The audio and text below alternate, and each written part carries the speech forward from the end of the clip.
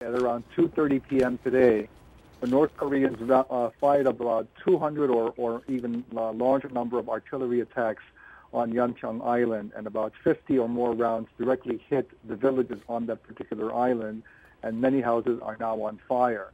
Some 4 people have been hurt, 4 soldiers on our side have been hurt, and we have returned fire, and the Air Force is on standby alert. I don't think this is going to flare up into a major conflagration, but of course, we are very, very concerned and watching the issue very, very closely.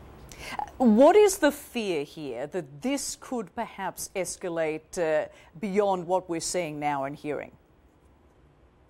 Well, there are 2 critical issues here. The first is, as you know, North Korea just announced through a U.S. scientist, Dr. Hacker, who visited Pyongyang not too long ago, that they were working on a highly enriched uranium nuclear program, and they basically told him that they're on the verge of escalating nuclear tensions. The U.S. Special Representative for North Korea, Ambassador Steve Bosworth, was just in town yesterday, and he had discussions with Korean officials, and he's off to Beijing and Tokyo.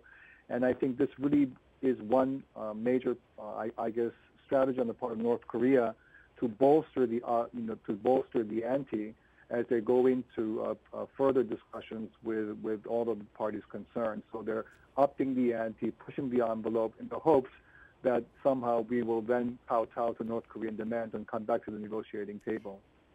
So when you're looking at a situation like this, do you feel that this is being carefully choreographed by North Korea?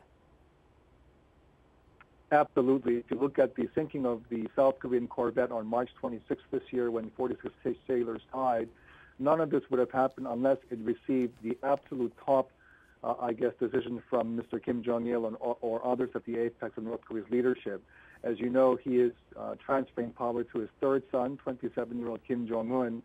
So North Korea wants to basically make sure that the outside world, quote-unquote, respects what's happening in Pyongyang. But once again, the recent attacks today on the Yeonpyeong Island, they also had a number of rounds that landed on our South Korean waters yesterday. All of this would not have happened without explicit orders from the top.